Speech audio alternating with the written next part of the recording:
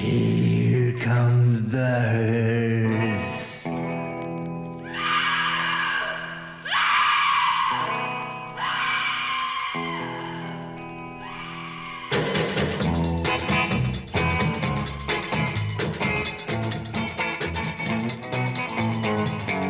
Never laugh when the hearse goes by, for you may be the next to die.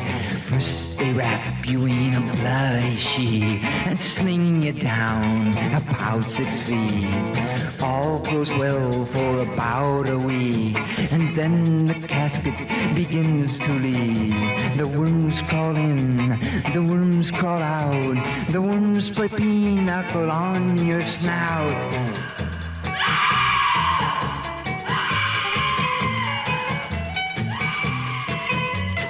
Little green bugs of eyes of red go through your liver and out your head. Your eyes sink in, your teeth fall out. The icy tickle on your spine makes you want to scream and shout.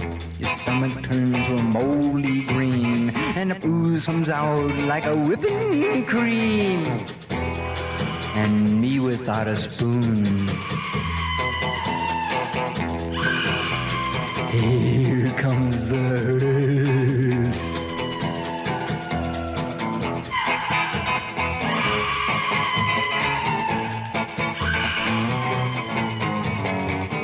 If you're skimping slave, a fortune to save, you lose it all when you go to the grave. For if life were a thing that money could buy, the rich would live and the poor would die.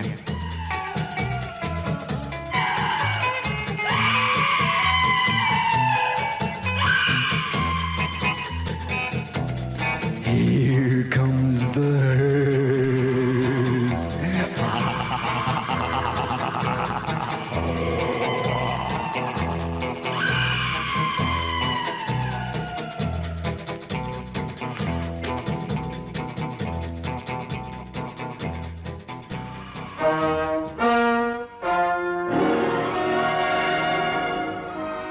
In this building in Atlantic City, an important scientific convention is being held.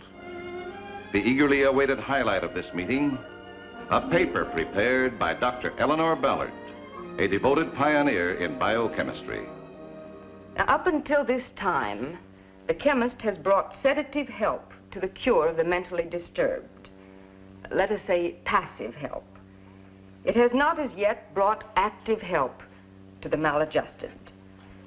Learning from the social insects, knowing that by feeding the egg within the hive, different effective members of that society have come into being, I was able to elicit an enzyme from the nutrients used in the development of insect eggs.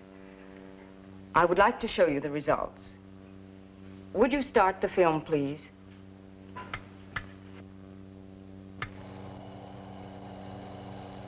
Now, here is a litter of ordinary puppies, all alike.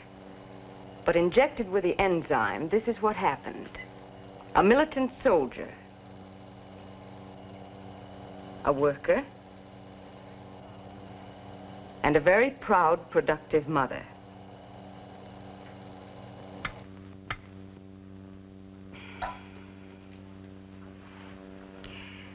I believe it is too early to draw any conclusions.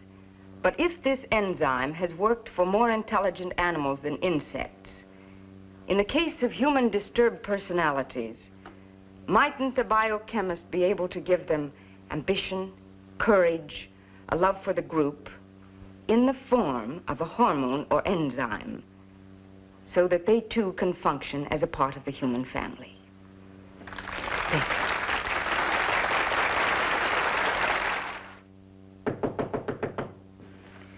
Please come in. Hello, I'm the Dr. McDougal who just phoned you from the lobby. It's nice to see you. Thank you. You read a startling paper this afternoon, Doctor. Perhaps a little more startling to me. You see, I'm working along similar lines. Please sit down. I suppose it always comes as rather a shock when you feel you've hit on something highly original to find out that someone else is right with you. Where do you work, Dr. Ballard? I mean, is there any particular foundation where you've been able to come upon these findings? No, not actually. My family has always been very well-to-do, and when I was much younger, I wanted to repay this great good fortune by doing what I could for people. I've had the resources to go into science, to devote myself to it, and so I did. I've never married. I've missed having children, of course, but if something could be done for the future of all children. I know what you mean. May I ask you something, Doctor? Yes. In your lecture, you talked about human experiments with the enzyme. Oh, that's a long way off, I'm afraid. I certainly would like to know how all this turns out. Well, then, let's put it this way, Dr. McDougal. I live on a very large, out-of-the-way ranch in Arizona. I'm very proud of the lab I have there. I know that government research is very intense and exacting, but if you do have some free time, will you come and see me? Well, I'd be delighted, Doctor. Thank you.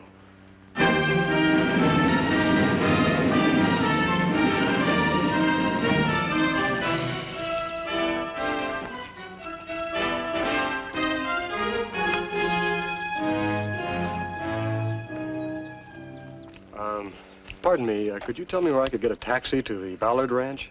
At your service. Well, I must say, you're the most attractive taxi driver I've ever run across. I only do it part-time. What do you do the rest of the time?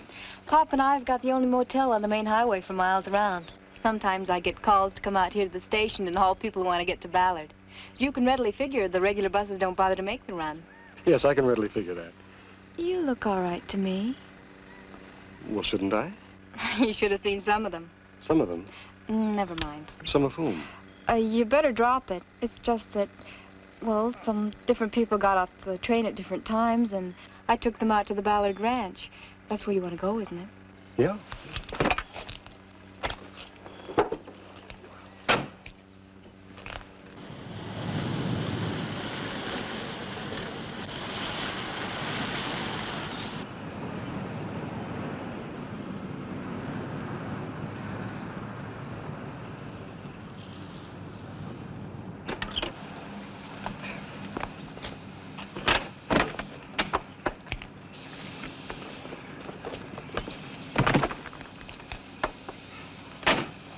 That'll be $5. All right. Thank you. You may want me to wait. No, it'll be all right. Dr. Ballard is expecting me for quite a stay.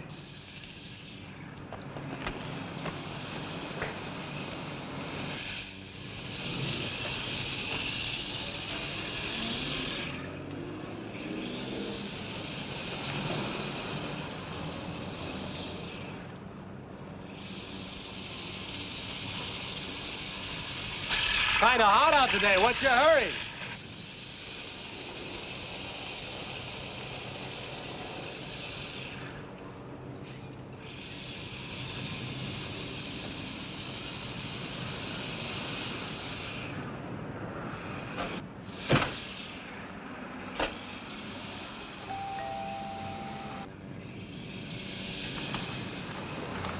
Hello, I'm Dr. McDougal. Dr. Ballard is expecting me.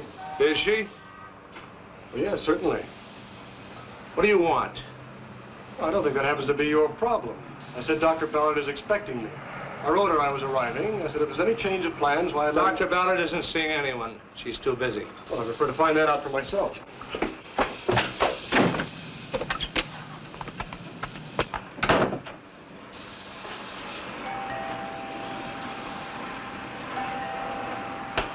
Do me a favor, will you? Don't go in there. That man who came to the door, that strong arm, he's dangerous.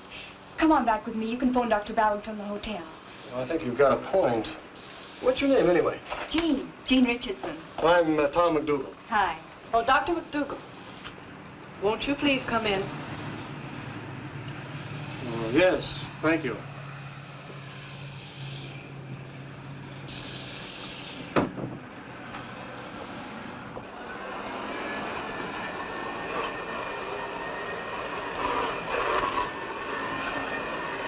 Quite a busy little bee. Ruth, never mind the vacuum. Leave us alone.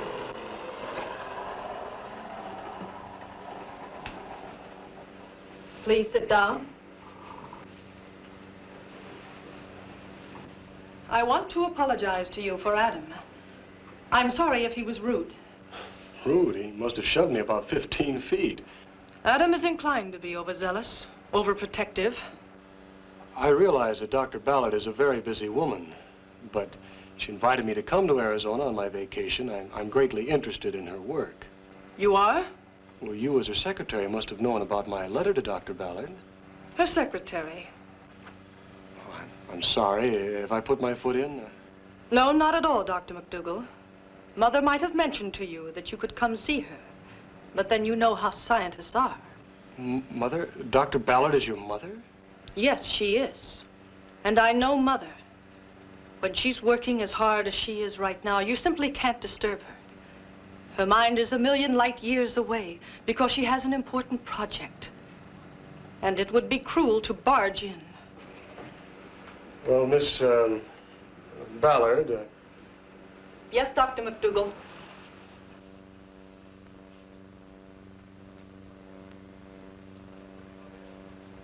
I don't believe I am barging in. I've come a long way, all the way from Toronto. I've accepted and acted on Dr. Ballard's very kind invitation. I realize that, Dr. McDougal. But my mother is a very busy woman. She's on the brink of something very big. And I feel it's my duty as her only child to protect her. Well, then, when may I see your mother? I can't say, Dr. McDougal. Not at the moment. Not now.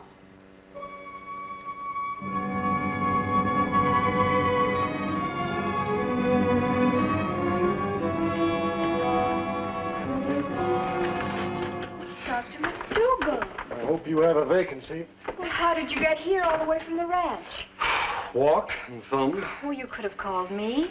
Well, I didn't want anyone in that place to know what plans I had, if any. For all they know, I've gone for good. But I'm not going. Here's the key to number 12. Jean, would you tell me what you know? About that place? You told me when you picked me up at the station that I looked all right to you. Well, what about the others? Well, there was a young girl. And she was thin, nervous, shy. She kept biting her fingernails. And then there was a man. He was all stooped over. He stammered. Looked like he was afraid of his own shadow. Then there was a man and a woman who came together. They looked like the type who'd hold up a gas station. When I drove them, I felt like I had a gun in my back. Jean, did you ever drive any of them back to the train? No, I never did. I never saw any of them again. One more thing. The chap who met me at the door, the strong arm. Have you ever seen him before? The girl, great lady. No. Did she take you to see Dr. Ballard? No, I couldn't get through. Well, good night, Jean. Good night, Tom. Get a good night's rest. You look like you could use it. Yeah. No, Dr. McDougal. I never married. Missed having children, of course, but... Not at all, Dr. McDougal. Mother may have mentioned that you might come to see her, but you know how scientists are.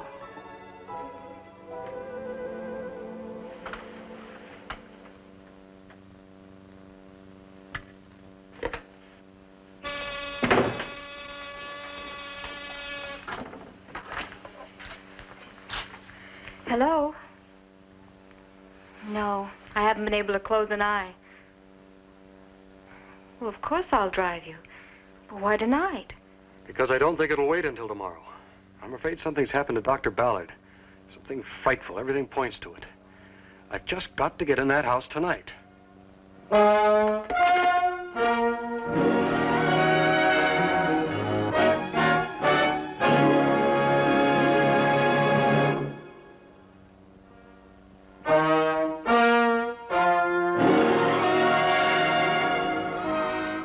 Ballard Ranch, hidden away in an out-of-the-way spot in Arizona.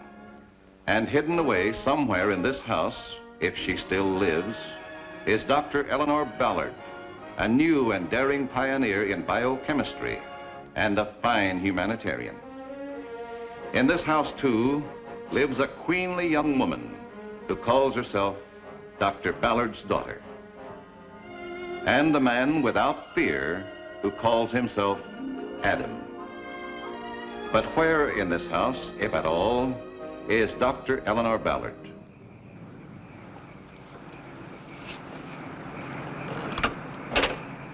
Turn out your lights, would you?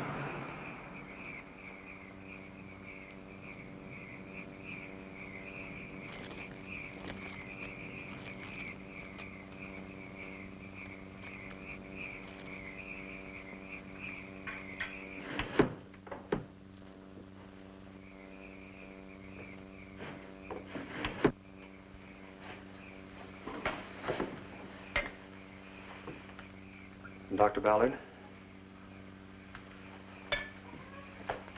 Dr. Ballard? Dr. McDougal. I'm glad to see you again, Doctor. They wouldn't let me in the front way. What's the matter? What have they done to you? I am very busy, Doctor. Please go away. Why, if you're being kept prisoner? Prisoner, I have a great deal of work to do of the utmost importance. Please go away, Doctor.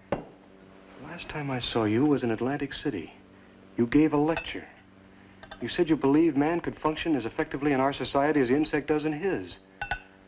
You wanted to help the weak, the mentally ill.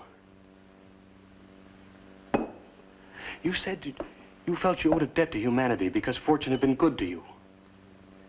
You wanted to help the children of the future, and you had none of your own. And now this young woman out here tells me that you're... I want you to go away, Doctor. Why? You're an outsider. We don't want any outsiders here.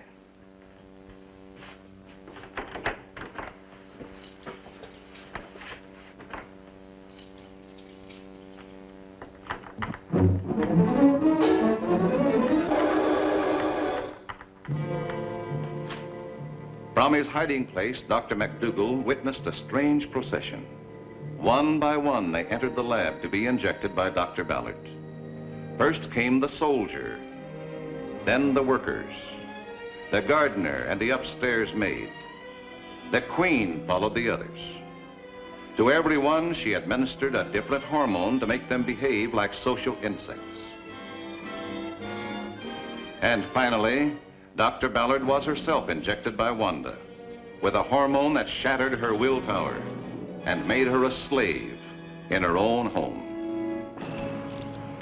It's incredible. It's unbelievable.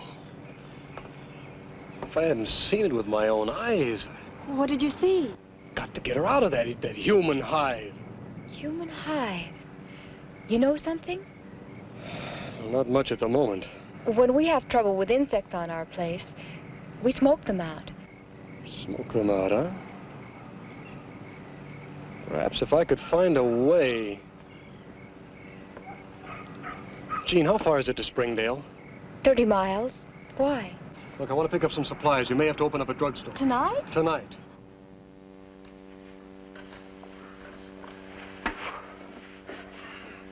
Don't you want to get some sleep? Sleep? Do you realize what time it is? Gosh, it's 4 o'clock. You want to get back to the ranch before dawn, don't you? We've got to.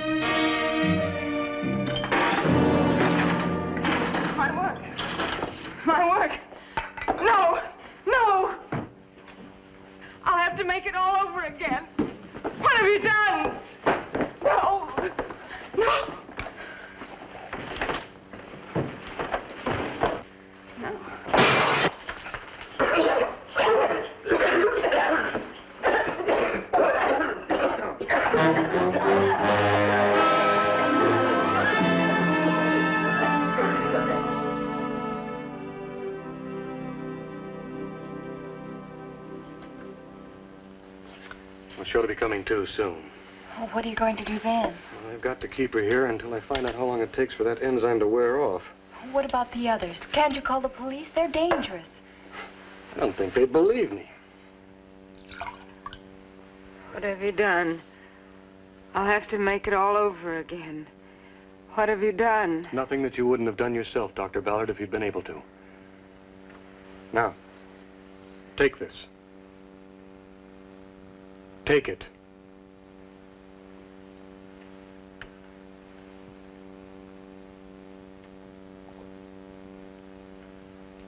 It'll help you to relax. Now just rest. Rest.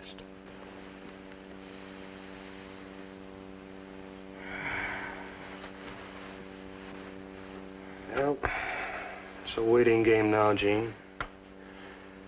The only way is to wait until the serum wears off. And as time passed, Dr. McDougal and Jean Richardson waited.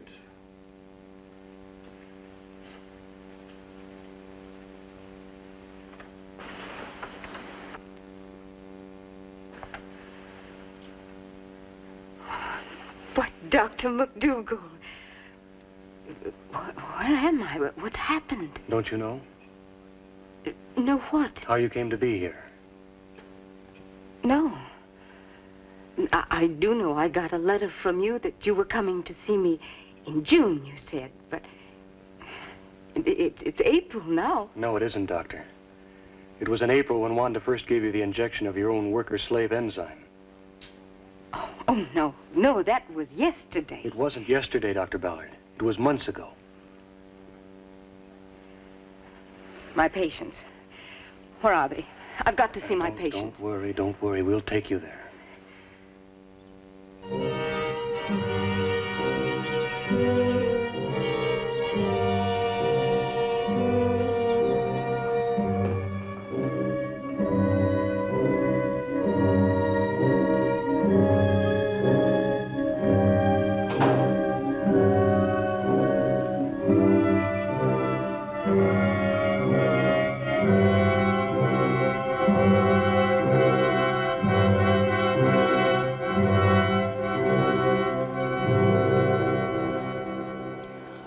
Wanted to help. I failed so horribly, so miserably. Science will learn a great deal from your experiment. I'd say at best you succeeded all out of proportion. Created a queen, a soldier, workers. Very effective workers. That much you accomplished.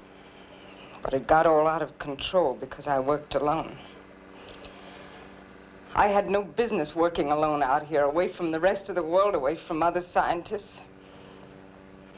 No one to consult with, no one to check my findings. No one to help. Dr. Ballard, you're on the verge of a tremendous discovery.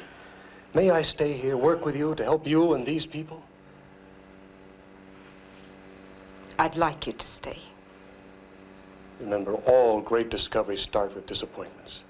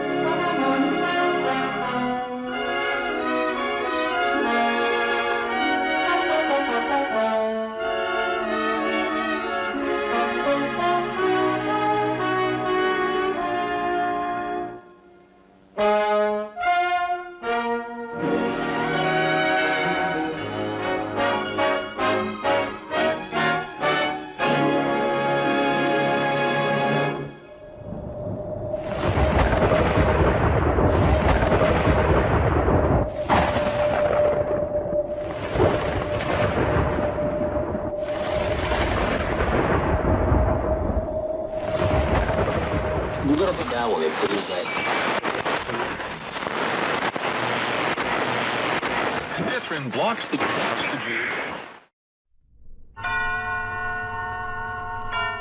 Suspense. And the producer of radio's outstanding theater of thrills, the master of mystery and adventure, William N. Robeson.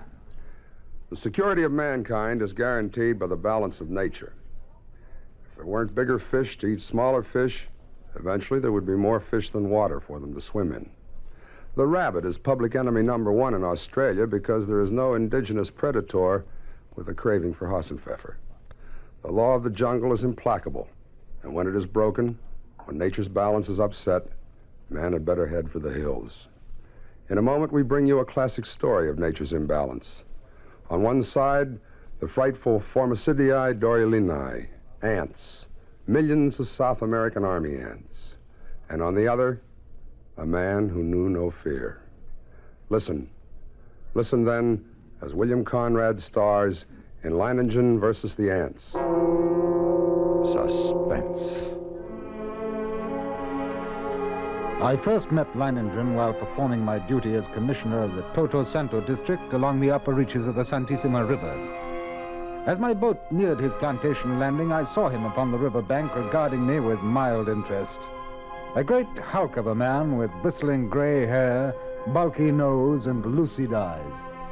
His entire appearance somehow suggested an aging and shabby eagle. I came quickly to the point of my visit and issued my warning. Leiningen puffed placidly at a huge cigar and seemed unimpressed. It's decent of you paddling all this way just to give me the tip, Commissioner. But even a herd of crocodiles couldn't frighten me from my plantation. You don't understand. These aren't creatures you can fight. These are army ants. They're an elemental force, a gigantic catastrophe, an act of God.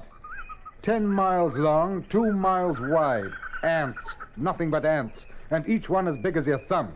Why, they can strip a man's body to a skeleton in 6 minutes. Commissioner, in the 3 years I've been here, I've met and defeated more than one catastrophe. Flood, drought, plague. I'm not going to run from this one. I tell you, Leiningen, you don't know these ants. But he merely sat there, puffing at his cigar and regarding me with a grin. But I knew it was hopeless. As I boarded my launch and cast off, I felt a sudden resentment toward this obstinate madman. And yet with it was something else. I'd never met a man like this before. I stood on the bank Couldn't of the help river wondering watching what the commissioner's combination of launch elements until may it rounded a bend and was lost to sight. There was a strange look in his eyes as he stared back at me. Clearly, he thought me insane. Well, he would have not been the first to think so. But I knew my own powers. I was sure of myself. I had seen men defeated many times, and always for the same reason. It only strengthened the central argument of my life, that intelligence, directed aright, always makes man the master of his fate.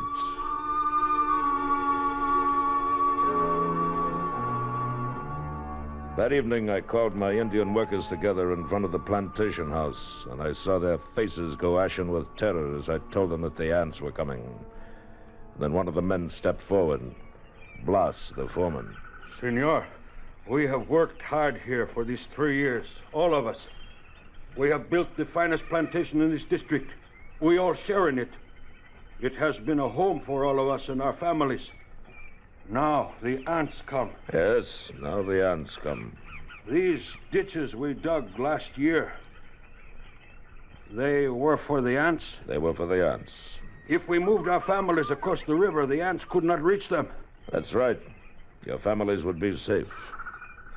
And you? The ants are mighty.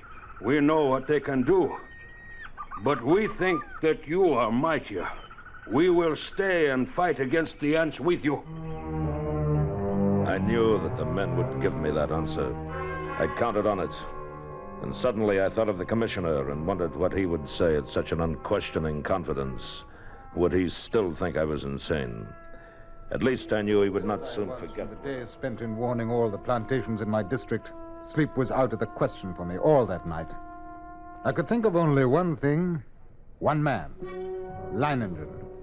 One man who calmly evaluated his chances against a deadly menace, coolly decided he could win, and was willing to stake his life on it, to risk a horrible death for it. It was terrifying, and yet it was fascinating. And when dawn came, I knew that the fascination of that man was more than I could resist. That Leiningen's fight was drawing my mind, was drawing me back toward that plantation and death. And there was nothing I could do about it. I had to go back.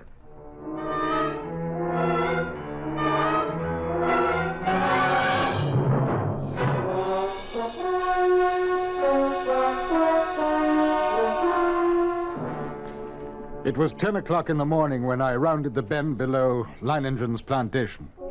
I put him at the dock and tied up the launch. And then I saw him standing on the bank above me, arms folded, stubby cigar in his mouth, and a sardonic grin on his face. Back for another warning, Commissioner? No.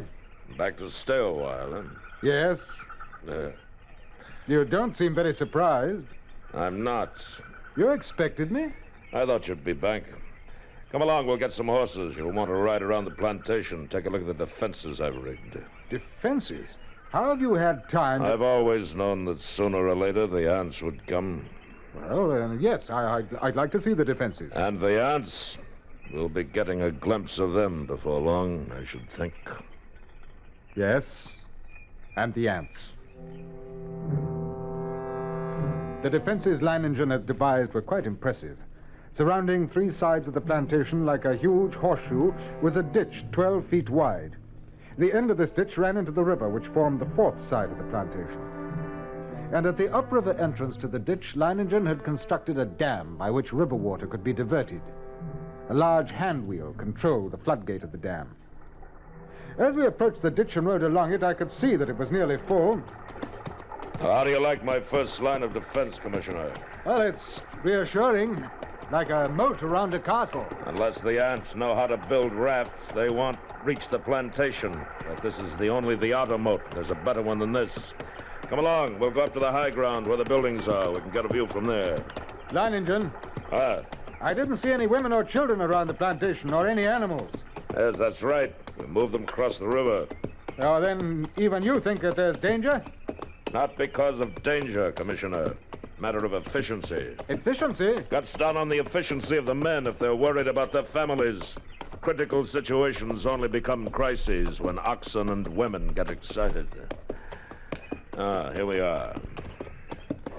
See the ditch? Well, it's much smaller than the other. You've noticed how all the buildings are on this piece of high ground. This inner ditch surrounds them, and it's lined with concrete. Yes, but even filled with water, this is no barrier. It's not big enough. Why, if the ants get this far, they'll get no farther. This ditch wasn't built for water, Commissioner. You see the pipes leading into it? See those storage tanks on the hill? Huh? Gasoline. They can throw up a wall of flame. You care to bet they won't like that?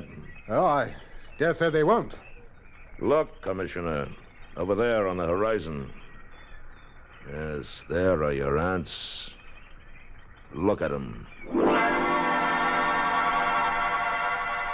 It was a sight I'll never forget. Over the range of hills, as far as I could see, crept a darkening hem, ever longer and broader until the shadows spread across the entire slope, and then downward, uncannily swift.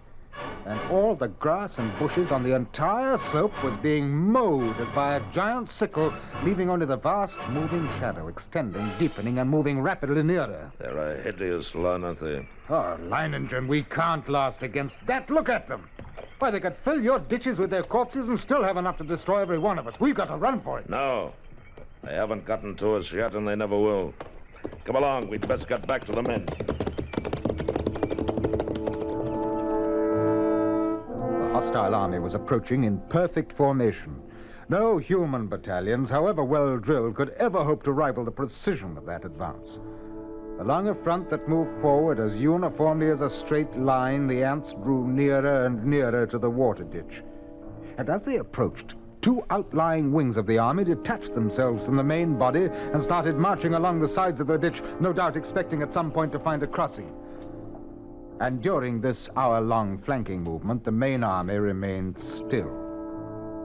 Across the scant 12 feet of ditch, I stared at them, and they seemed to stare back at me.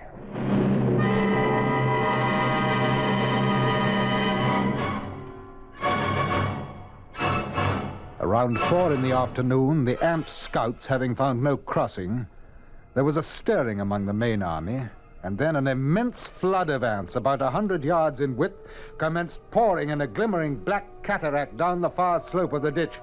Thousands drowned instantly, but the rest began using the bodies as bridges.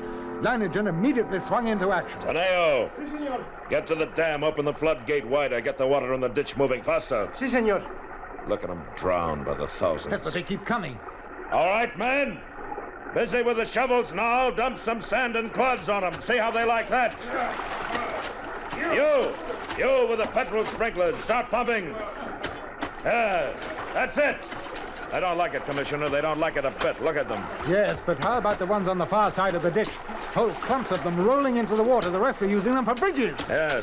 Oh, what's keeping Teneo? He should be at the dam by now. Senor, the ants are crossing the ditch on the clouds of earth. If you climb up on this side even now. Yes, I see them. Use your shovels on them, men. Clod the crawlers.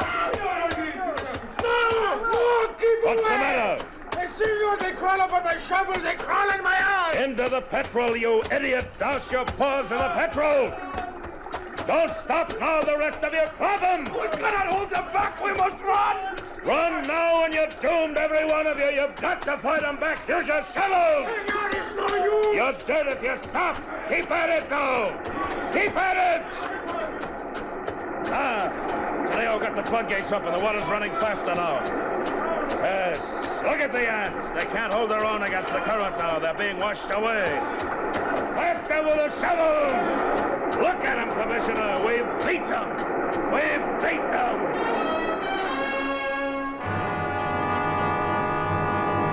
It was true. Leiningen had won, at least the first round.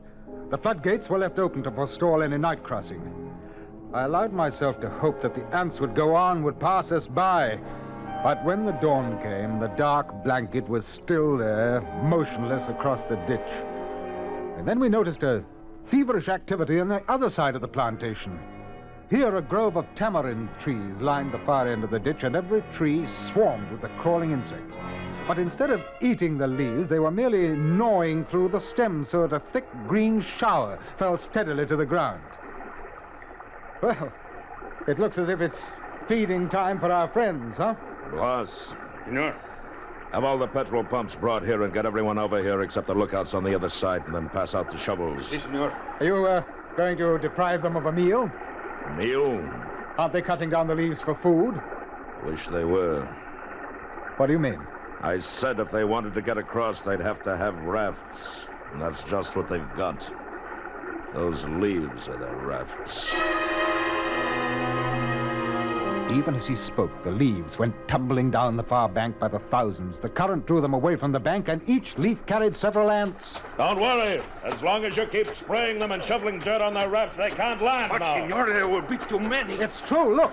More leaves in the ditch all the time. Why, they'll have a solid carpet to walk across in a minute. Not so fast, Commissioner. I've still got a trick up my sleeve for them. The water. The ditch is drying up. Yes, of course it's drying up. That's the plan. Those are the orders I sent to the dam. Are you mad? As soon as it's empty, what's to prevent the ants?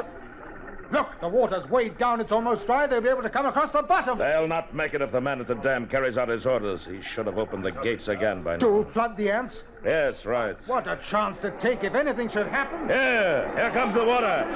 Now we'll give the crawlers in the ditch a good ride out to the river. Yes, there. Look at him go.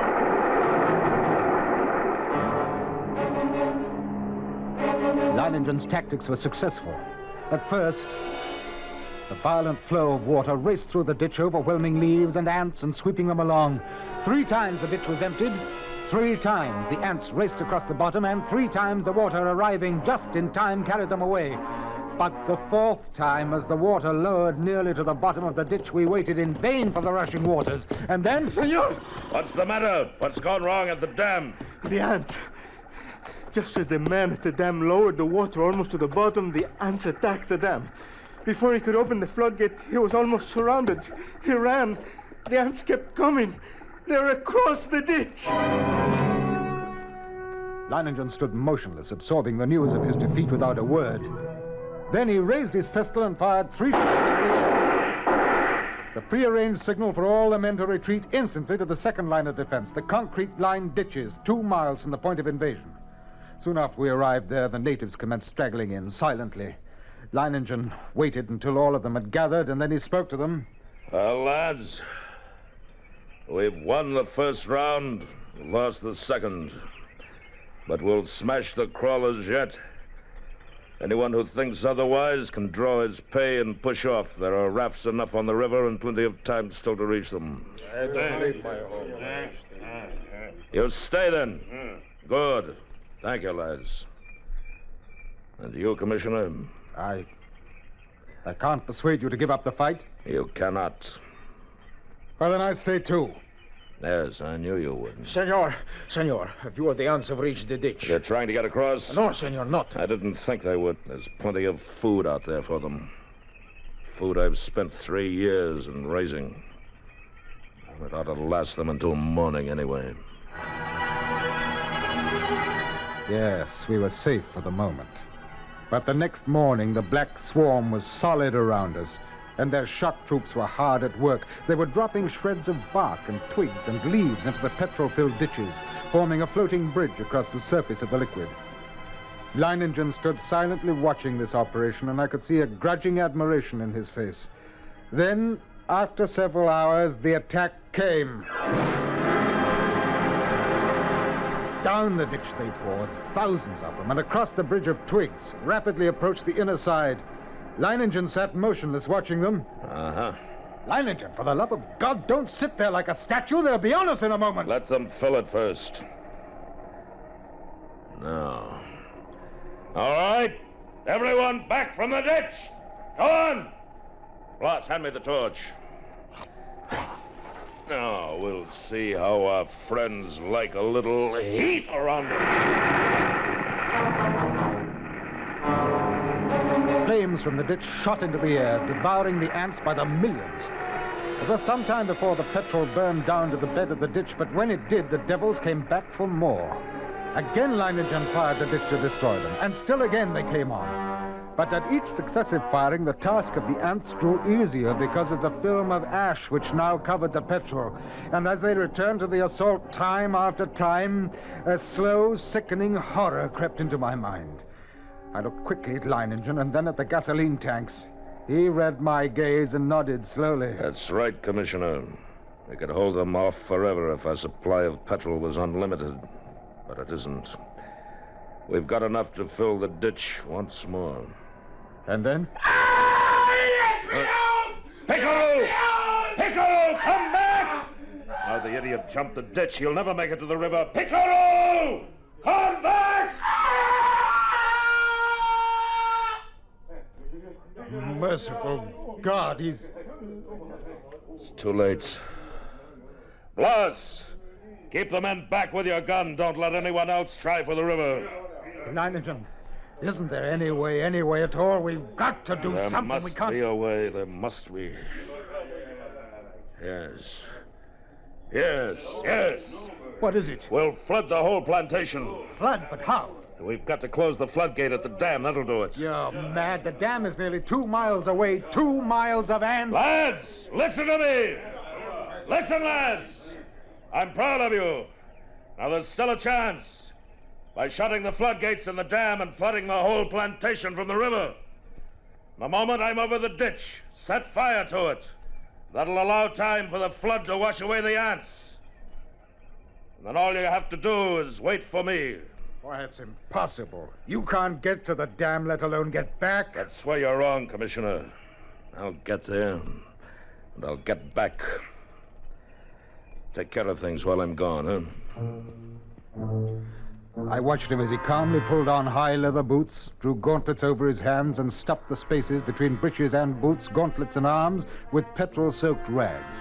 He shielded his eyes with close-fitting mosquito goggles and plugged his nostrils and ears with cotton. Then the natives drenched his clothes with petrol. Leiningen was ready, and as he stood calmly surveying the course he was ready for the run, I realized that this was as it should be. I, Leiningen, would meet the ants and defeat them or be defeated by them. Leiningen versus the ants. I ran. I ran in long, equal strides with one thought, one sensation in my being. I must get through. I dodged all trees and shrubs except for the split seconds my soles touched the ground. The ants would have no opportunity to alight on me. And I ran on. I was halfway to the dam before I felt ants under my clothes and a few on my face. I struck at them mechanically, scarcely conscious of their bites. And the dam drew toward me slowly. The distance drew less and less. Finally, only 100 yards away.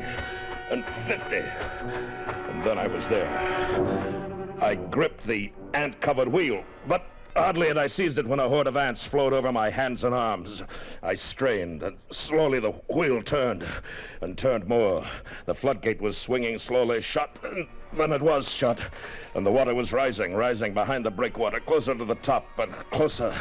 And then it was spilling over. The flooding of the plantation had begun, and I let go of the wheel. For the first time, I realized that I was coated from head to foot with the fiends. Tongues of fire stabbed at me, bit through my flesh, and I almost fainted with the pain as I ran, knocking ants from my body, brushing them from my bloody face. And then one bit me just below the rim of my goggles, and I managed to tear it away. But the agony of the bite and its venom drilled into the eye nerves, and I saw now through circles of fire into a milky mist. I was almost blinded. But I knew that if I tripped and fell... I ran on, my heart pounding as if it would burst, blood roaring in my ears, a giant's fist battering my lungs. Then I could see dimly that wall of flame at the ditch, but it was too far away. I could not last half that distance. And I stumbled, then I fell. And I felt myself being swarmed over, devoured, and I tried to rise, a great weight, and then I remembered 6 minutes and nothing but bones. I couldn't let that happen to me. I couldn't die like that. To my feet. Drag myself forward toward the flame, the ditch, ring of flame, closer now, only a little farther. 10 steps.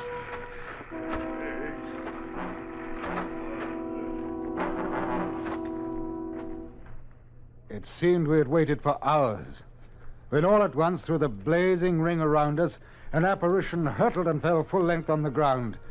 Leiningen, alive with ants, unconscious, with blazing eyes and lacerated face, we rushed to him, stripped off his clothes, and tore at the ants that covered him. His body seemed almost one open wound. In one place I could see a white bone. Later, as the curtain of flame lowered, I looked out where that blanket of ants had been and saw only a vast expanse of water covering the entire plantation. The ants were gone, drowned, and Leiningen had won.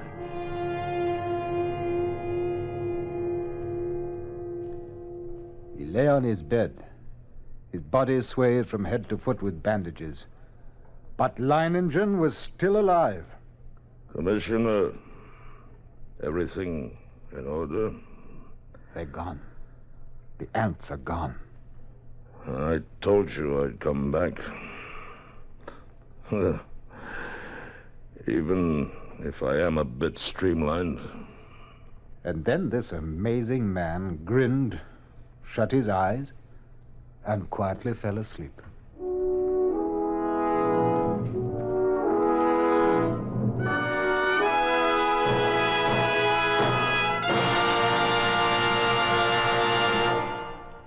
Suspense, in which William Conrad starred in William N. Robeson's production of Leiningen versus the Ants, adapted by Robert Reif from the original story by Carl Stevenson. Supporting Mr. Conrad in Leiningen versus the Ants were Ben Wright, Lou Merrill, Donald Buca, and Don Diamond.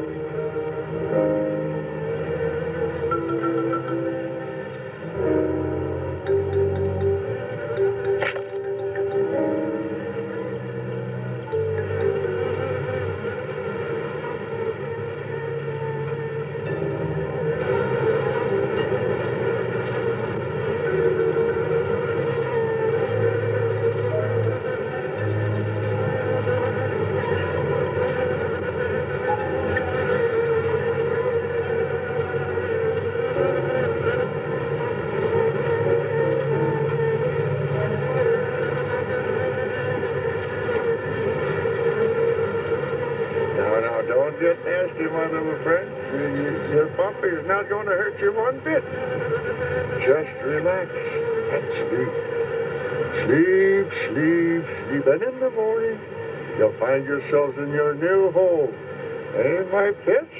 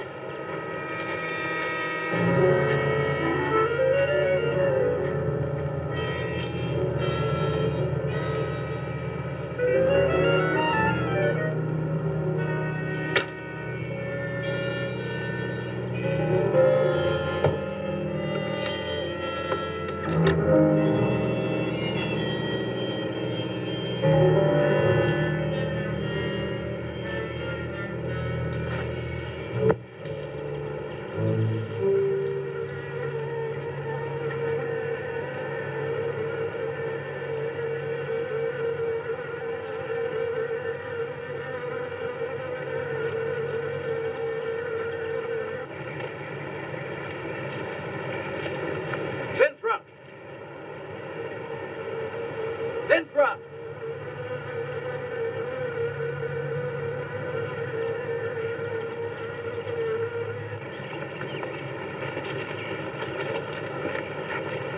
Now look here, Winthrop, what's all this nonsense about wasps? I'm so glad you dropped in, Mr. Barker. Mr. Barker, I'm on the verge of a great discovery. Discovery? What do you mean? Well, sir, I almost perfected a new method of extracting royal jelly from the queen wasp. According to my figures, you're better at extracting funds from the company. Now, look here, Winthrop, over $1,000 last month for miscellaneous. Yes, I know. But, Mr. Barker, let me just show you something. Just let me show you something. Already, I've learned to slow the process of aging. Soon, I shall be able to reverse it entirely. What are you getting at, Winthrop? Look. What do you see? See a big dog and a little dog. Let's say an old dog and a young dog. All right. So what? Well, they're exactly the same age. You see, the little one, Greta, has been given regular injections of my compound from the queen wasp. Just like I told you, Mr. Barker. Now, look here, Winthrop.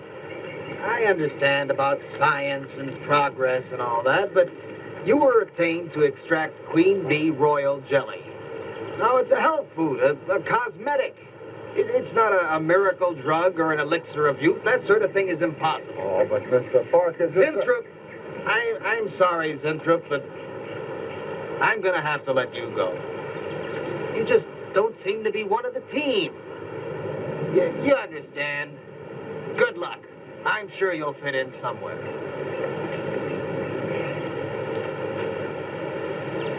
Fit in. Somewhere.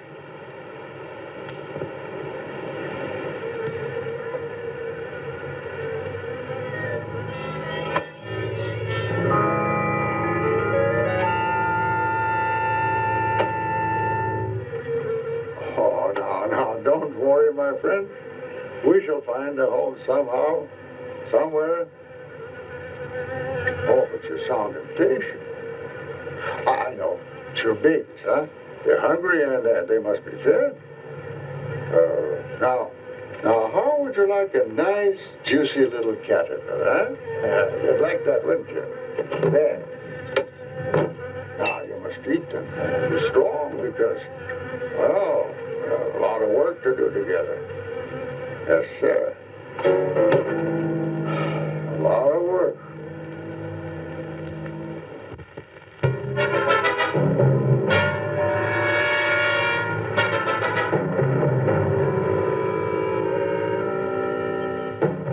As you can see, gentlemen, sales for the last fiscal quarter have dropped 14.5%. There has not been a corresponding drop in our competitor sales. I trust one of you gentlemen has a satisfactory explanation for this decline. Not one little suggestion, gentlemen. We'll start with you, Thompson. As public relations manager, no doubt you have some faint glimmering of what's happening to stolen products. Well, Thompson? Well, you see, I had no idea you were such an excellent public speaker, Thompson. Oh, I'm sorry, Miss Starlin. I guess I'm not feeling very well this morning. I'm sorry you are. Huh? It's been a very informative get-together. That'll be all for now.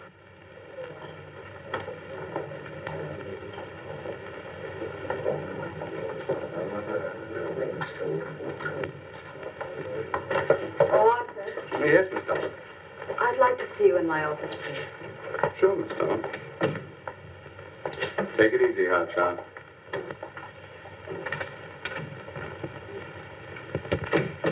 Something on your mind, Miss Starlin?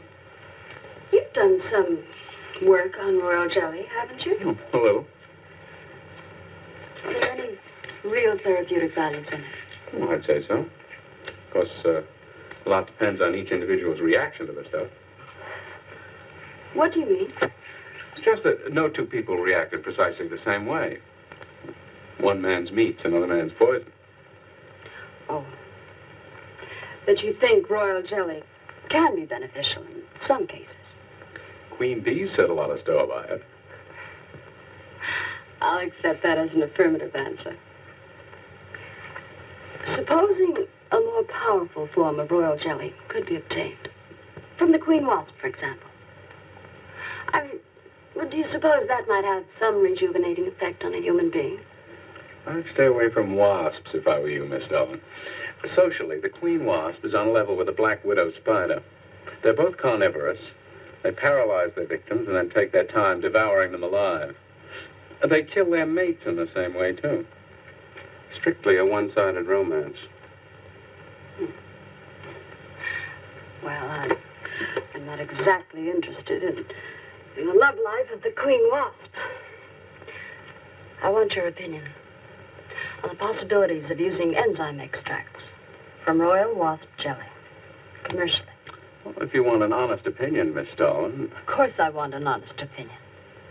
Then my advice is forget about it. Thank you, Arthur. Anytime, Miss Starlin.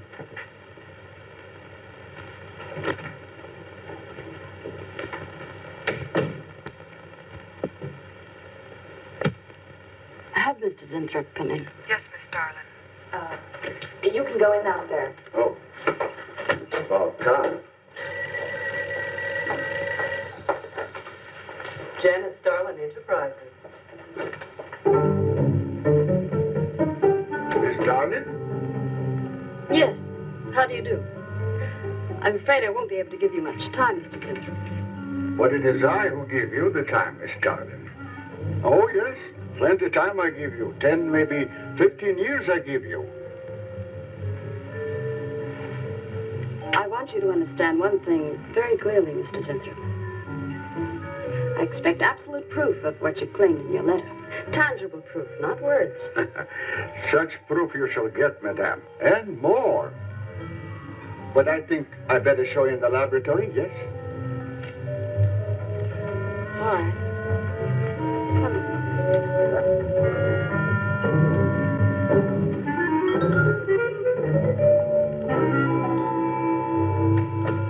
Look.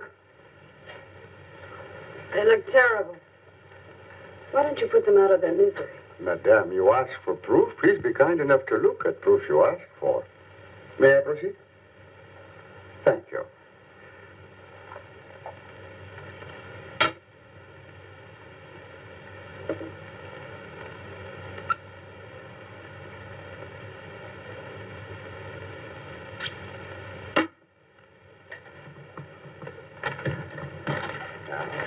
Come, little Gertrude.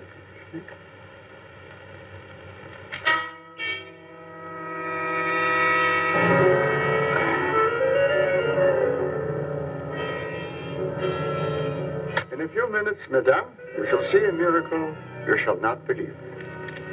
Oh, no tricks. You may look if you like. I have no tricks. Well, don't look at me. I'm not changing.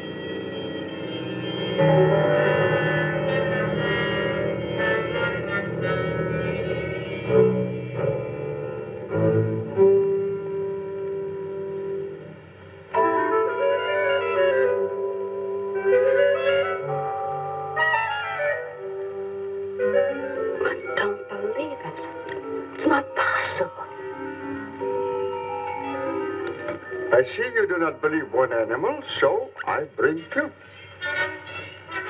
I show you again, yes? Yes, I must be sure. Yes, madam.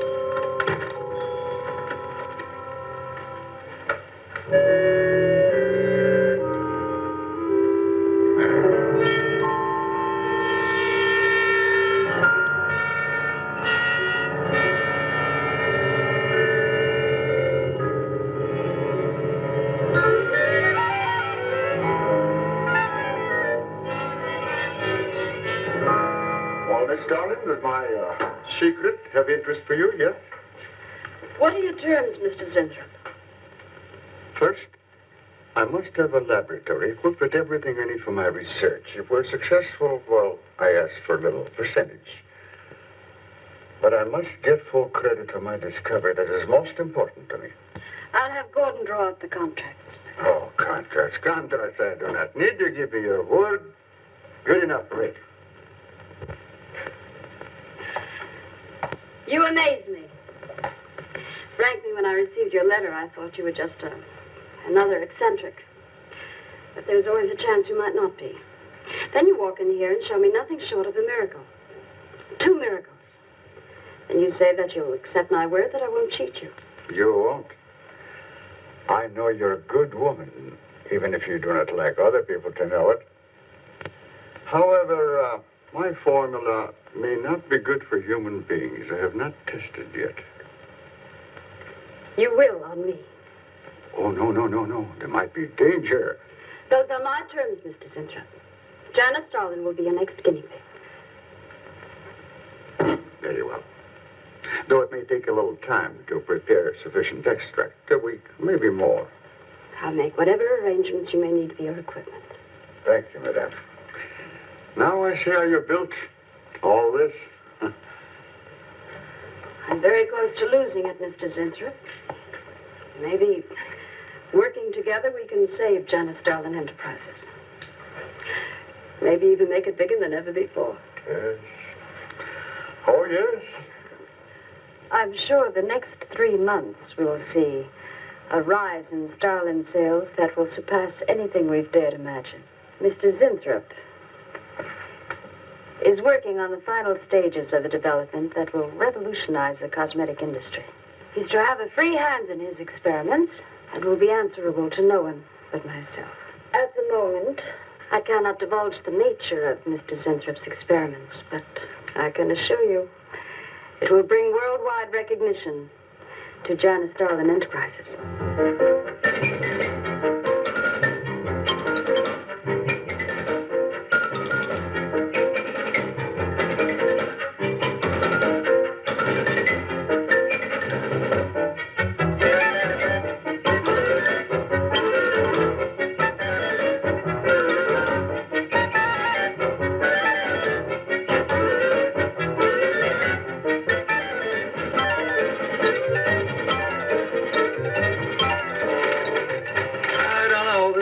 Must be the granddaddy of all confidence men to take in a gal like Starlin.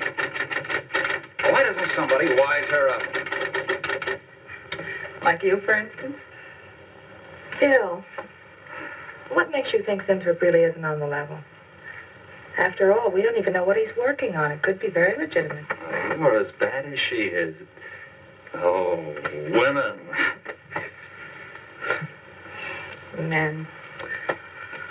Every time you're stuck for an answer, you always come up with women. You're not getting out of this one so easily. I'd like to know why you think Zinthrop really hasn't got something. Well, you can call it male intuition if you like. It's just that there's something about this whole business that doesn't smell right. The private laboratory, the secret experiments, Zinthrop himself. The only thing that's missing is a genie with a lamp. You better leave the intuition to me. Come on. I'll let you buy me dinner. Buy you dinner? What's happened to your sporting blood? I thought we were going to toss for the check. Oh, no. You won the last 3 times. All right, look, I'll make a deal with you. Dinner is on me if you promise to keep an eye on what goes on in there. What do you want me to do? Read her mail and send you messages and keep your code? You could do worse. Oh, no, Mr. Cooper, not you, too. I've been trying to tell Bright Eyes here that I think Zenthrop is a phony and a confidence man. If I were sure of that, I wouldn't be worried. I think he's a lot more dangerous. A quack. Oh, I don't follow you, Coop. Well, a confidence man would just be interested in your money. The only damage they can do is to your pocketbook. A quack can be fatal.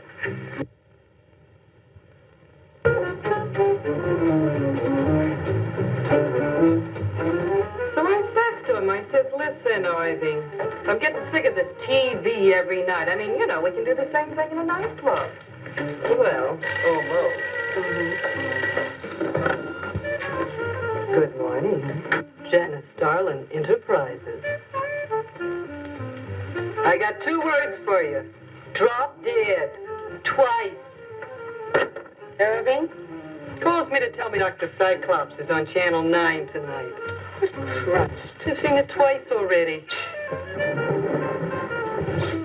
Good morning. Is Miss Darlin in her office now? Oh, Miss Starlin's in conference. Would you like to speak to her secretary? Oh, no. Just say to Miss Darlin I should like to see her when she has time, huh? Yes. Was there something else, Mr. Zenthrop? Oh, no. Goodbye. Goodbye.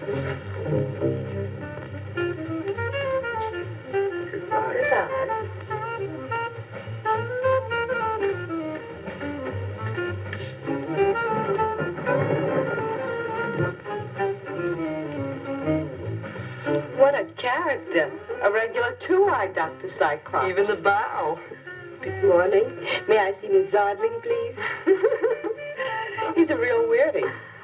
Wonder what his game is. Who cares? You know, Morton thinks he's a crackpot. I heard him telling Cooper so. Old Buckeyes really has the execs worried. But what? That's just it. They don't know. Oh. So anyway, back to Irving.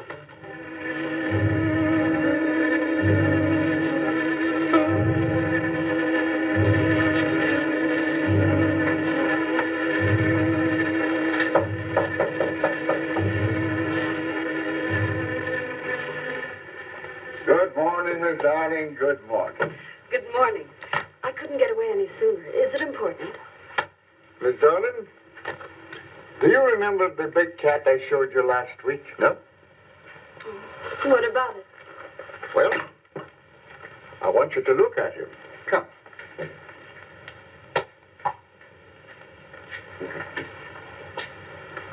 No. Quite a difference, yes? That's incredible.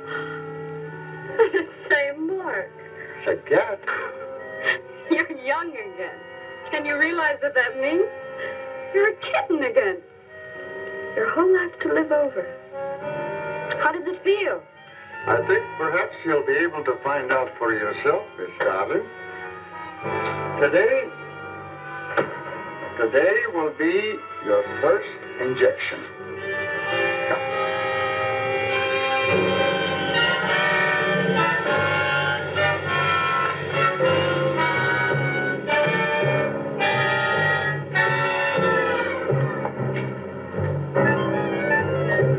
Sit down, please.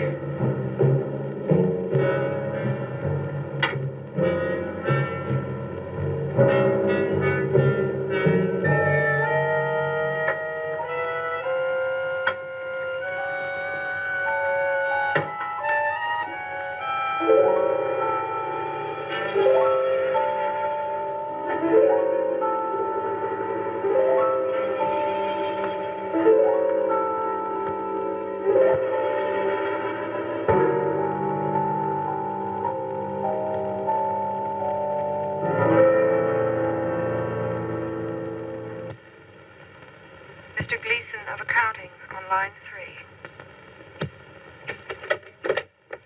What is it, Gleason? I sent you a memo. Mr. Zinthrop has carte blanche to order anything he requires. It is no concern of yours, Gleason. Make out a check for the full amount.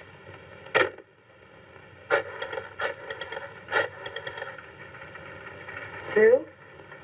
Mary. Can I talk to Mr. Lanham?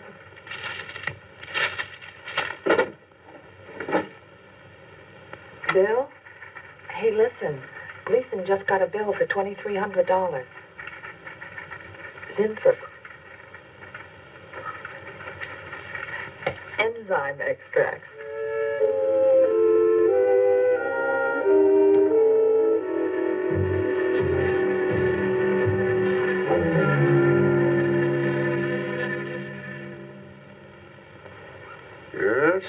Yes, we are making progress. There's great improvement in the tissue.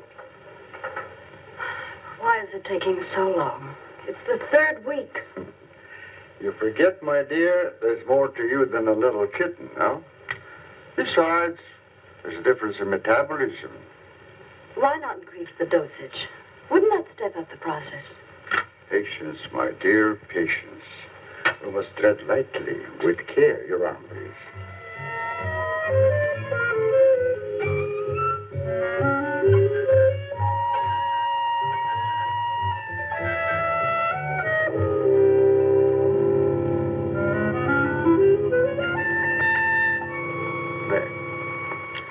You know, I've been experimenting with a concentrated solution of the enzymes.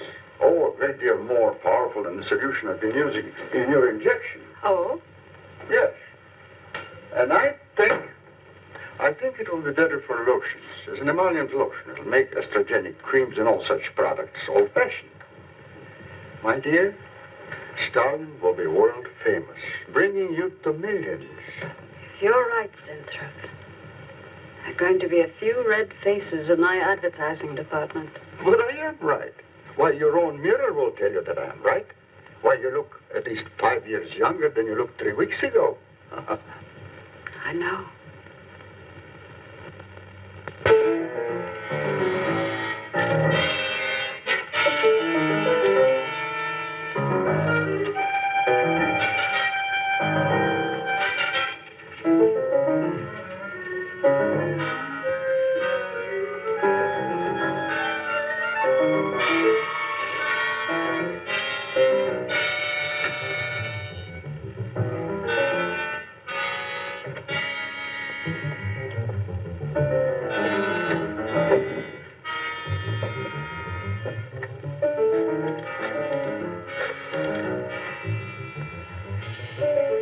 Will you let me talk to Bill a minute, Sue?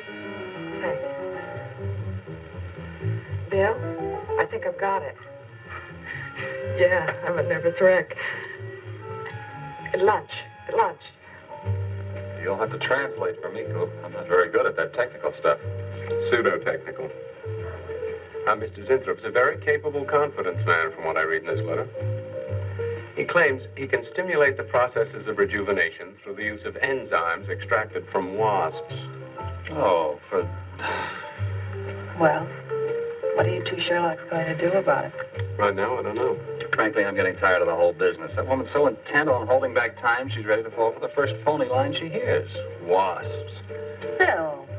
Face the facts. Mary Janice Starland has built her whole life on youth and beauty. Now that she's losing them, she's scared to death.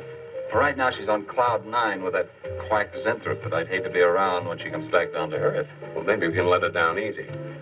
I think we owe her that much. Yeah. Well, what are we going to do? We can't just let Zinthrop build up her hopes and then knock the props out from under her. How can he do such a terrible thing? Poor Jan. There must be something we can do before it's too late. He's got a mighty convincing argument. Very impressive to the layman. 10 to 1, he's got a record just as impressive. There are ways to find out. The answer might be right here in our hands. Ted. I'm going to keep this letter for a day or two. Wait a minute. Suppose she finds out it's gone. I'm the only one with access to that desk. She'll know I took it. Well, that's a chance you have to take, Mary. I think we can be pretty sure that Coop knows what he's doing, honey. Well, come on, young lovers.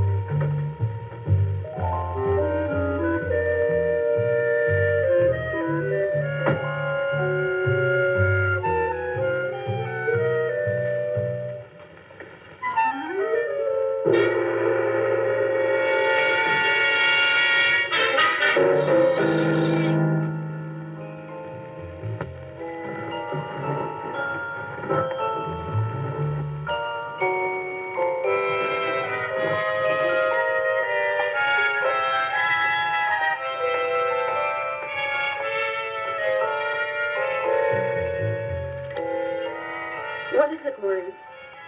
It is you, Miss Darling. Of course it's me. Who did you think it was? You look so different. Finish your nails. Maureen. I think your phone is ringing. Oh, yes, Miss Darling. Good morning. Janice Darlin Enterprises. Gentlemen, Janice Darlin Enterprises is about to start on the most widespread publicity campaign in the history of the cosmetic industry. Our slogan will be, Return to Youth with Janice Darlin. When Mr. Zinthrop arrives, there will be a press interview, and all questions regarding the rejuvenation process will be referred to him. That'll be all for now, gentlemen. It's amazing. Why, it's wonderful. You look marvelous. I said that will be all for now, gentlemen. Good morning.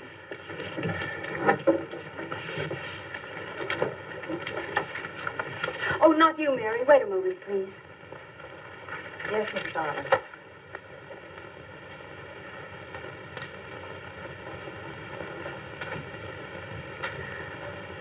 Mary, isn't it wonderful? It's a miracle. A wonderful, incredible miracle. We were so worried about you. We really thought you were in danger. We even went to plotting how to rescue you from Mr. Zinthrop. It all seems so silly. It seems ridiculous. Oh, Mary. Mary, how old do I look? Tell me. How old? How old do I look? Tell me. How old? 23, maybe 22. That's how old I was when I started Janice Darlin Enterprises. Do you realize what that means? I'm back where I started, 18 years ago, with what it took 18 years to accomplish. It's like a dream.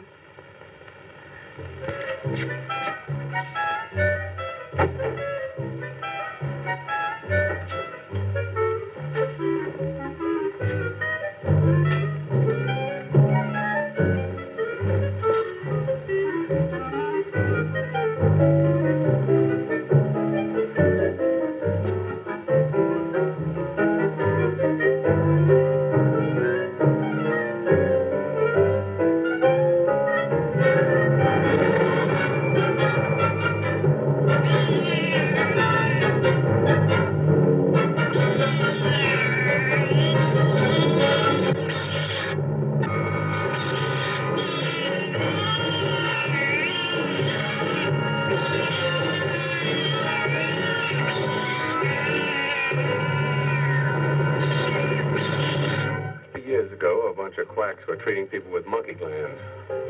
Seemed to work for a while. And then the deterioration set in. That's awful. Do you think that will happen to Jan?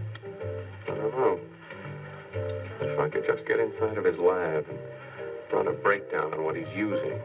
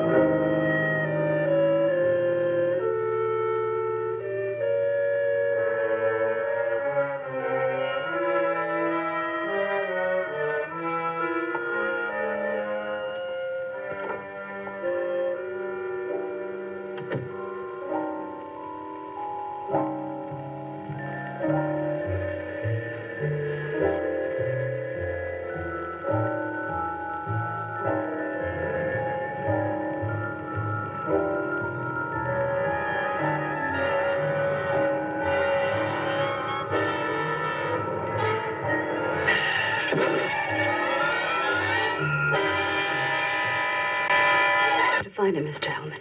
I don't care what it costs. Well, we'll find him, all right. Sooner or later, we find them all. Time is vital, Mr. Hellman. Every hour he's gone, it means more than you can possibly imagine. Well, you haven't given me very much to go on. No home address, no former employer, no phone. This is just like starting from scratch. Mr. Zinthrop wasn't a conventional employee. He didn't go through regular personnel. Uh-huh.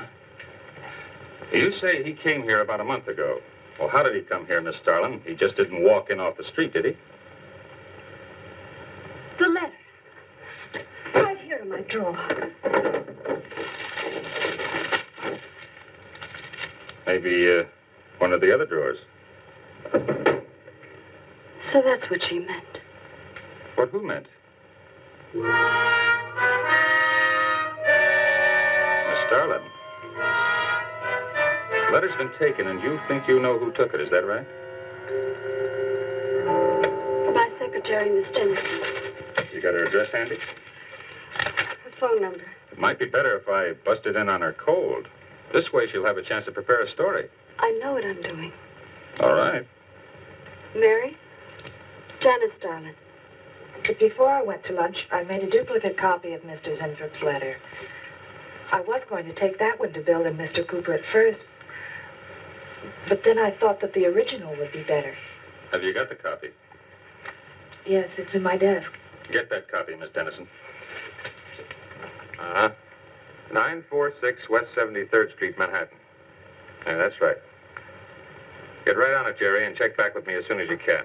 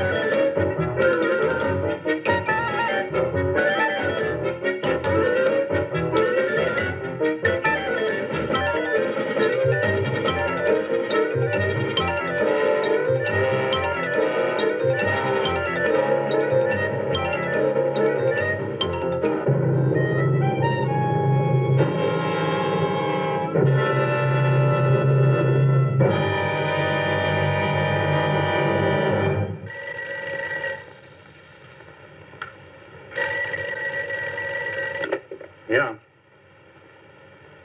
Oh. You're sure he's our boy? Uh-huh. Is he? Central emergency. Mm-hmm. Right. Well, it looks like we've got him. There's a John Doe down at Central Emergency, auto accident. There's no identification on him, but he was wearing a lab smock and filled Zinthrope's description. Mary, get my coat and Lang, get a cab downstairs. Is he badly hurt? Head injury, general contusions of the body.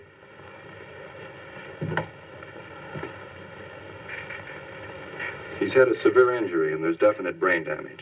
Just how much, we can't tell as yet. How long before you'll know? It's hard to say, Miss Starlin. Who's the best man for this kind of injury? Well, there are several top specialists. Get the best. I'll take full responsibility for the expenses. Yes, Miss Starlin.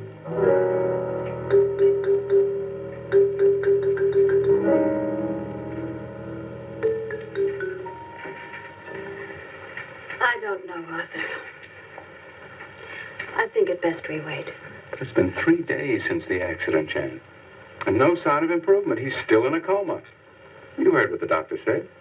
He may never regain consciousness. And even if he does, who knows how badly his brain has been damaged.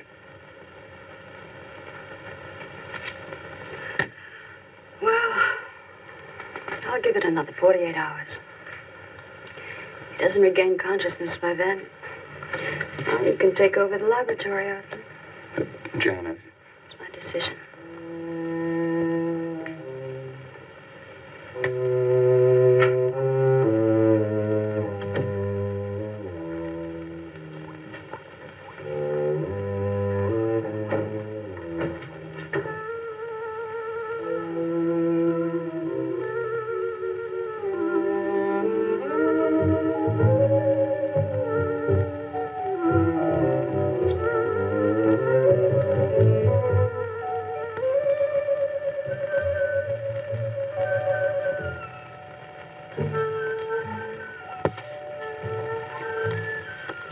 Incredible.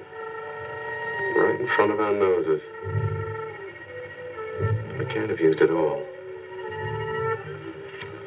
I could run a qualitative analysis.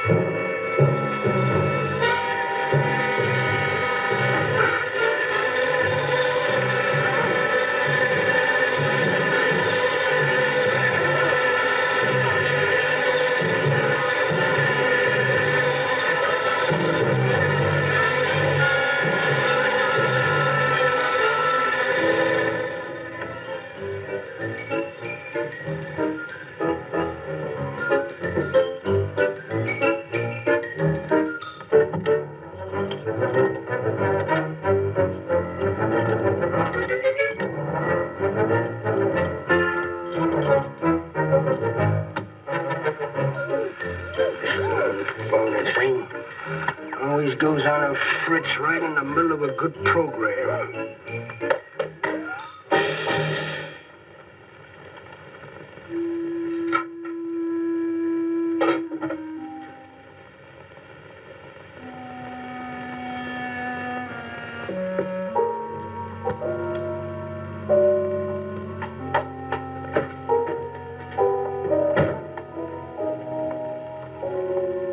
I want this to be the biggest advertising campaign in the history of cosmetic advertising. Every newspaper and magazine in the country will be flooded with our new slogan, Return to Youth with Janice Starlin. Excuse me, Miss Starlin. What is it, Thompson? I think we should be a little conservative, Miss Starlin. Cosmetics are one thing, medications another. We're liable to run into trouble. Yes. All advertising copy will be cleared through your office. Well, it's a touchy business, you know. Max is right, Miss Starlin. Don't have to second the motion, Lane.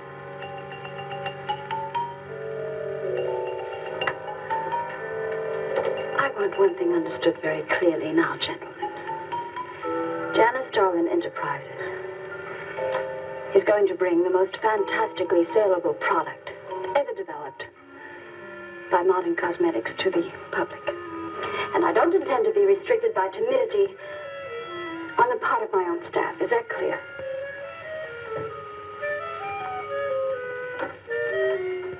Are you all right, Miss Starlin? Just a little headache, Mary. I'm fine. Can I get you something? I'm all right. I'm all right. Thank you. I have some aspirin in my purse. It's all right, Mary. Well, that'll be all for now, gentlemen.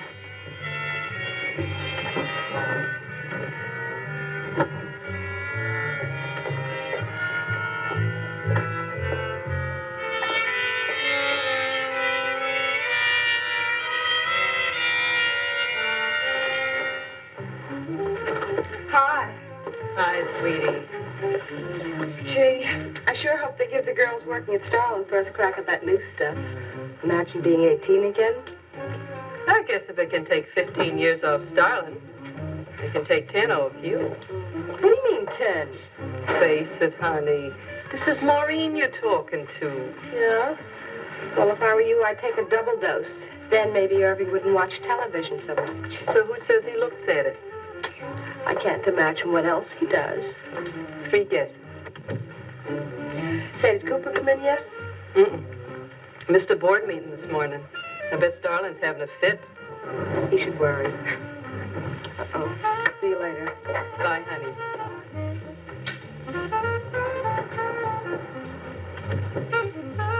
Hi, pretty puss. You know where, Miss Starlin's office is? Suite number 1. La-dee-da, the Duchess of Flatbush herself. How'd you like to have this phone wrapped around your ear, wise guy? It's more like it, sister.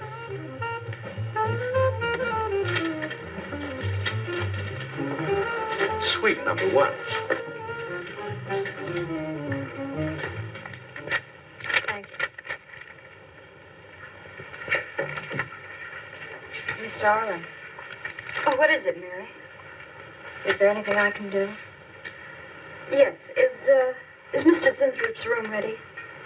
Oh, uh-huh. The nurse is fixing the emergency equipment now, and the ambulance is due any minute. Well, be sure to let me know when it arrives. Oh, Mary, please, before you go, could you see if you could work that thing? Oh, sure. I've seen lots of these.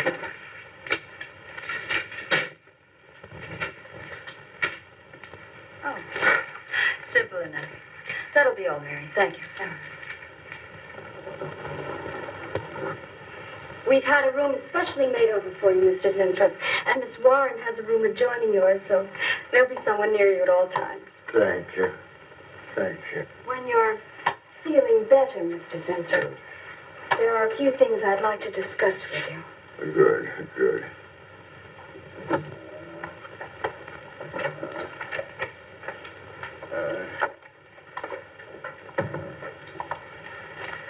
We'll do everything we can to make you comfortable, Mr. Zinthrop. I'm going to spend the nights here in my office. So if anything develops, I'll be on hand. Thank you. Thank you. Stop.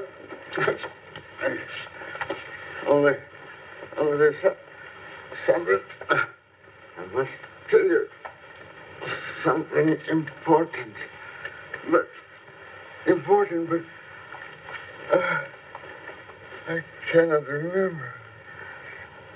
I'm sure it can wait. Right now, the main thing is to get you back to health. Take good care of him, Miss Warren. Yes, Miss Darling. Sure is funny about old Coop. And this is one day at work and you're ready to call missing person. Well, he's a pretty conscientious guy, honey. If he felt sick or something, he'd have called in. Relax. He'll probably be in bright and chipper in the morning. Interrupting something? Oh, we were just having a little coffee clutch, Miss Starlin. We were talking about Mr. Cooper. What about Mr. Cooper? Well, about his missing the meeting this morning. Nobody's been able to reach him all day. Oh, I wouldn't worry about that. Mr. Cooper's been here a long time. Probably feels he's entitled to take a day for himself now and then. That's what I've been trying to tell Mr. Lane. Oh, by the way, Miss Starlin, how is Mr. Zinthrop? Oh, fine. In a few days, we'll start the layouts for the campaign. Oh, I'm ready when you are, boss. Look goes over. Hey, Bill. Huh? Don't go getting any ideas about the boss. Me? Don't be silly. I just wanted to know that I'm an eager member of the team. Still, she is looking a lot younger these days, isn't she? You think Zinthrop would give you any of those treatments? You know, break the watch or something?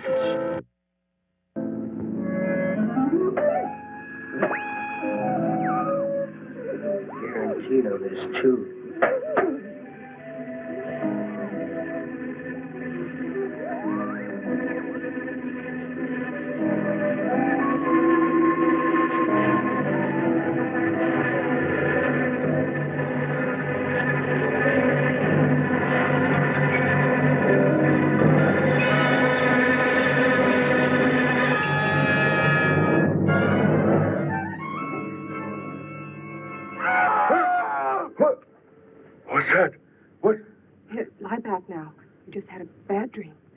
Lie down now. Oh, Go to sleep. such horrible sound. Like a nightmare. It's a bad dream. Lie down. Just a dream. Tell Mr. Green that personnel is his responsibility. I have other things to think about than worrying whether the night watchman walked off the job. Well, that's just it, Miss Starlin. Mr. Green feels that the watchman never left the building. His lunch pail and his raincoat are still in the basement. I don't want to hear anything more about it, Mary. All right, Miss Starlin. We'll use these. Oh, fine. She swears she heard a scream from one of the other floors. Zinthrop heard it too, but she convinced him he was having a bad dream. Oh, maybe they both were. That's not funny anymore, Mary. There's something going on in that building. And I'm going to find out what it is. How? Have a look around Cooper's lab, for one thing. After that, I don't know. Hold it steady. Bill, this is crazy. We could really get in trouble.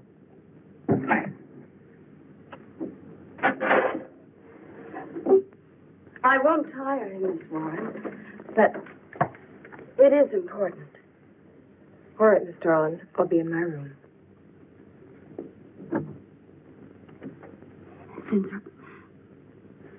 Zinthrop, you've got to help me. Something's happening. Something's happening to me. I can't control it. There is something I must remember, but I can't. Try to think. The wasp enzymes.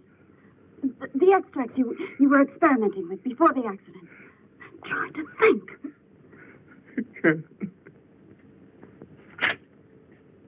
Well, this is Zinthrop's notebook, Mary. Notes on his experiments with Jan. Well, how did Cooper get hold of it? I don't know. If only Coop would show up. Mary, look. It's Mr. Cooper's pipe. Well, don't you get it? He's going to go out without his pants and leave that pipe behind. He's still somewhere in the building. I bet a year's salary on it. If he is, he's dead. And the night watchman. There's only enough left for one more injection. One more. You've got to make more, Zinthrop. Help me, Zinthrop. Squeeze my head on my head. Zinthrop, help me! Oh, what? Help me!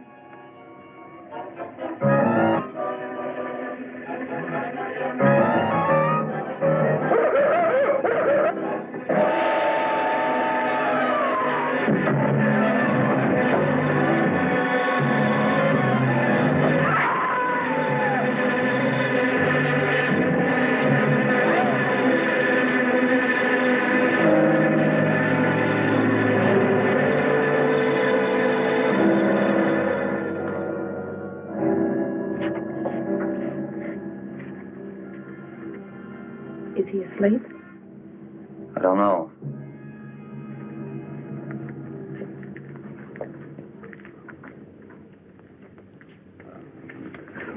Don't touch him. If anybody knows what's behind all this, it's him. Mr. Zinthrop. Bill. Look at...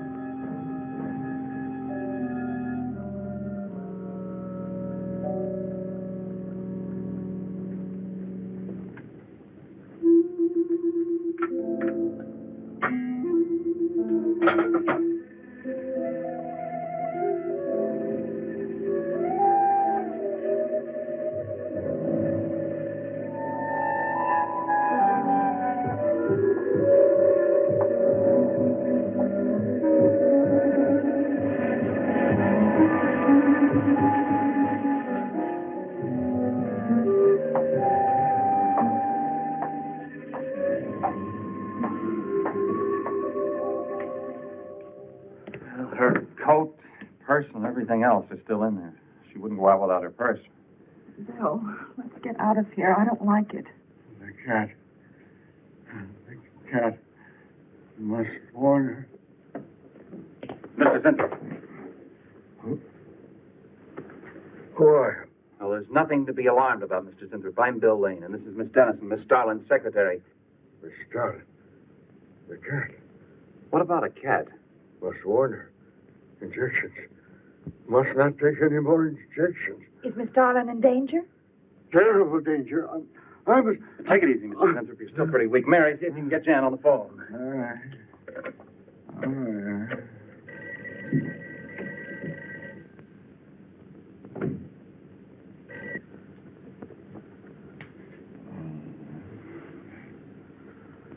There's no answer.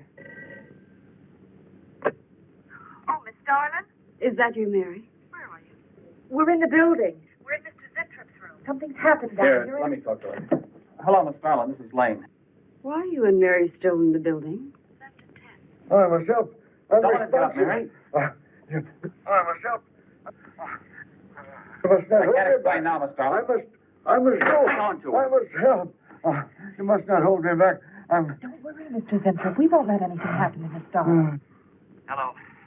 Hello, Miss Starlin. What's going on down there? Stay in your office. I'll be right up. Keep an eye on Zinthrop, honey. I'm going upstairs. Oh, no. The insects.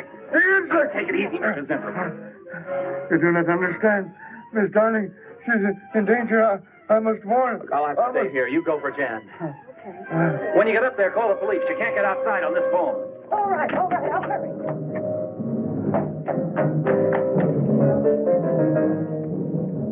Not the police. No, not the police.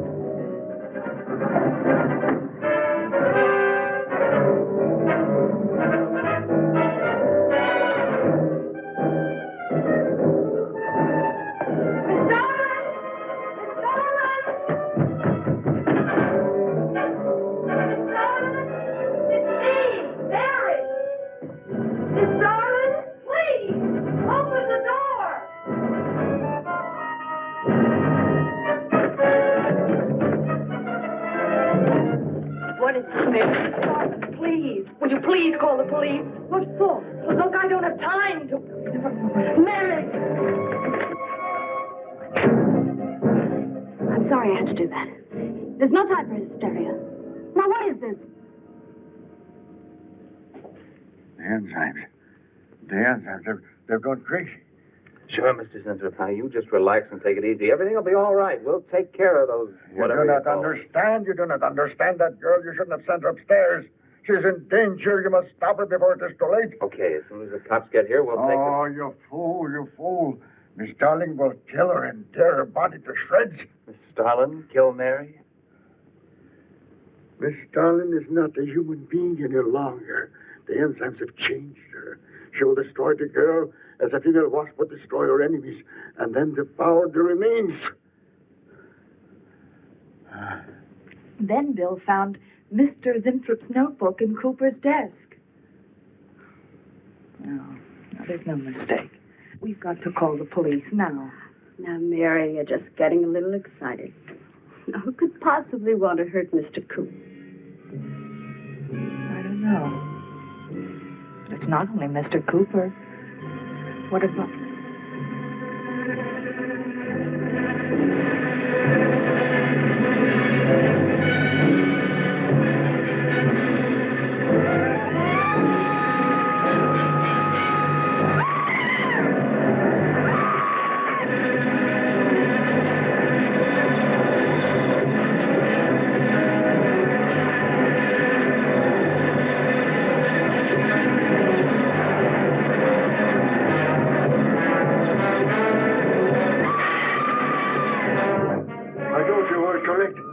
Mary!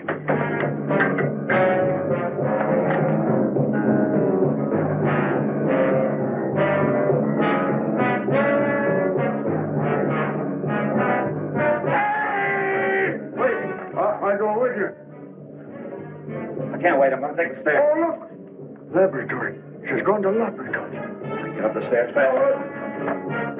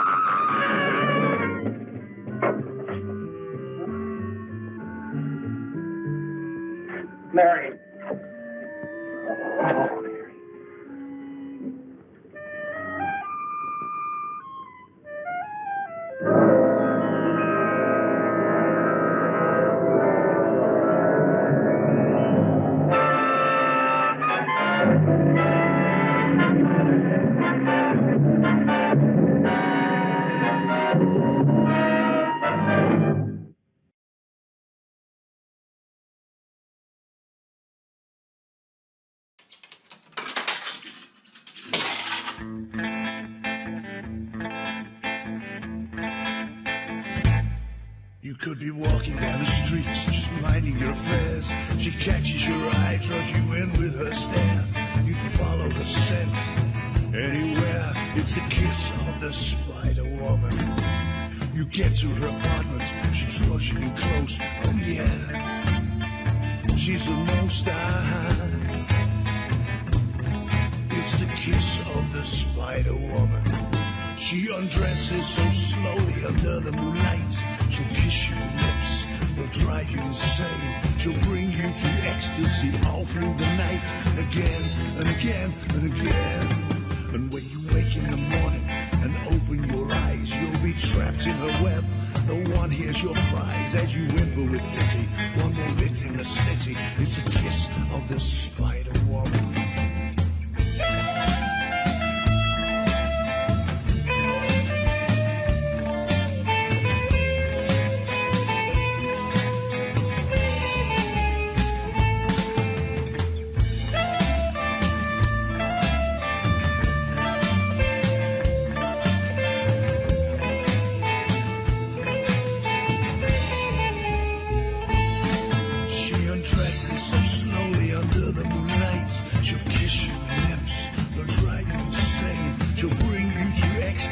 All through the night, again and again and again. And when you wake in the morning and open your eyes, you'll be trapped in her web. No one hears your cries as you whimper with pity. One more victim in the city. It's a kiss of the Spider Woman.